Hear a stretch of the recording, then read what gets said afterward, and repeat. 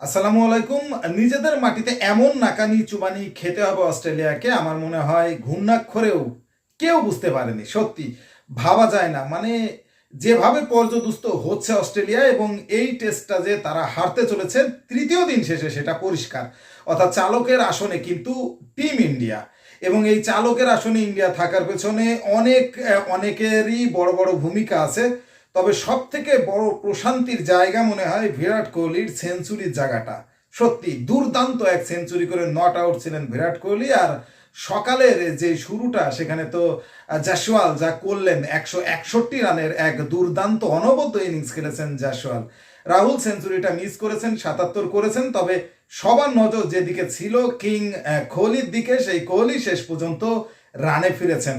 দীর্ঘ 16 মাস পর তিনি সেঞ্চুরি দেখা পেয়েছেন। সত্যি এই সেঞ্চুরিটার জন্য অনেক আকাঙ্ক্ষিত ছিল বিরাট কোহলি। 143 বলে 100 রানের মোটামুটি এক ঝোড়ো ইনিংস খেলেছেন তিনি, যেখানে ছিল 8টা 4, 2টো ছক্কার মার। এবং কোহলির সেঞ্চুরির সাথে সাথেই কিন্তু আসলে ভারত ইনিংস ঘোষণা করে, অর্থাৎ বুমরা ইনিংস ঘোষণা করে।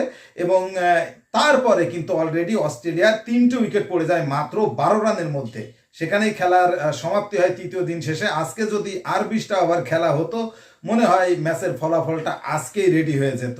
এখনো পর্যন্ত 522 রানে পিছিয়ে আছে অস্ট্রেলিয়া।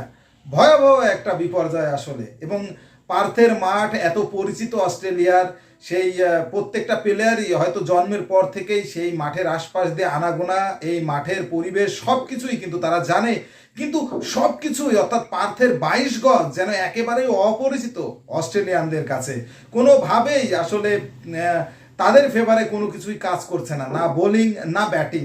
প্রথম ইনিংসে যখন ভারত 150 রানে অল আউট হয়ে যায়, নিন্দুকেরা বলছিল এই ম্যাচটা অস্ট্রেলিয়ায় জিতবে। কারণ অস্ট্রেলিয়ার মাটিতে যেভাবে পেস এবং বাউন্স হচ্ছে, এই পেস বাউন্স সামলাতে পারছে না টিম ইন্ডিয়া। এবং দ্বিতীয় ইনিংসে যখন ভারত আসলে 104 রানে অল আউট হয়ে যায়, তখন ম্যাচটা কিন্তু জমে গিয়েছিল। কিন্তু তৃতীয় ইনিংসে, অর্থাৎ ভারতের দ্বিতীয় ইনিংসে যে এতটা সাসপেন্স থাকবে, এতটা থ্রিলার থাকবে, কে জানতো। সত্যি অসাধারণ ব্যাটিং করেছে টিম ইন্ডিয়া। দ্বিতীয় ইনিংসে ধৈর্য সহকারে প্রথমের দিকে খেলেছে, পরের দিকে একটু মেরে খেলেছে এবং 487 রানের একটা বড় পুঁজি কিন্তু পেয়ে যায়। অর্থাৎ 487 রান 6 উইকেট হারিয়ে, এবং কোহলি সেঞ্চুরির সাথে সাথে আসলে দল ঘোষণা হয়।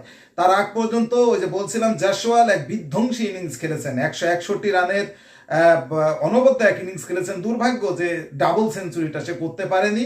এবং রেড্ডি শেষের দিকে গিয়ে কিন্তু কোহলিকে সাপোর্ট দিয়েছে। রেড্ডি 38 রানে নট আউট এবং বিরাট কোহলি 100 রানে নট আউট। অসাধারণ লেগেছে বিরাট কোহলির সেঞ্চুরিটা, এবং সেঞ্চুরি করে 2 হাত শূন্যে ভাসিয়েছেন ঠিক এমন করে ব্যাটটা নিয়ে, যে সৃষ্টিকর্তার কাছে কৃতজ্ঞতা স্বীকার করেছেন যে এই সেঞ্চুরিটার জন্য এত অপেক্ষা, নিন্দুকেদের এত কথা শুনেছেন এই সেঞ্চুরিটার জন্য। অস্ট্রেলিয়ার মাটিতে অনবদ্য বোলিং করছেন জাসপ্রীত বুমরা। আজকের 12 রানের ভেতরে যে 3 উইকেট পড়েছে, তার ভেতরে 2টাই নিয়েছেন বুমরা, আরেকটা নিয়েছেন সিরাজ। এবং পেস বোলাররা অস্ট্রেলিয়ার থেকেও যেন ভারতীয় পেসাররা দুর্দান্ত ছন্দে আছেন। যেমন বাউন্স, তেমন স্লোয়ার মারছেন, তেমন কাটার মারছেন, ইয়র্কার মারছেন, যেমনটা খুশি তেমনটা বল করছেন। অস্ট্রেলিয়ার ব্যাটসম্যানরা যেন দিশেহারা হয়ে যাচ্ছে, কি দিয়ে কি করবে ভেবেই পাচ্ছে না। এমন একটা পরিস্থিতিতে এই টেস্ট ম্যাচ অস্ট্রেলিয়ার পক্ষে বাঁচানো কোনোভাবেই সম্ভব না। আমি অন্ততপক্ষে কোনো সম্ভাবনা দেখছি না, কারণ এখনো 522 রান দরকার এবং 2টা দিন হাতে পড়ে আছে। আমার কাছে মনে হয় আগামীকালে আসলে এই টেস্ট ম্যাচের সমাপ্তি হবে, এবং ভারত যত দ্রুত সম্ভব চেষ্টা করবে 7টা উইকেট তুলে নিতে, আর অস্ট্রেলিয়া চেষ্টা করবে ক্রিজে টিকে থাকতে। আপনাদের কি মনে হয় এই টেস্ট ম্যাচ আসলে কোন দিকে গড়াবে, কারা জিতবে, কমেন্টসে জানান। স্পোর্টসের সর্বশেষ আপডেট জানতে স্পোর্টস পেপার চ্যানেলটি এক্ষুনি সাবস্ক্রাইব করে বেল আইকন বাজিয়ে দিন। ধন্যবাদ।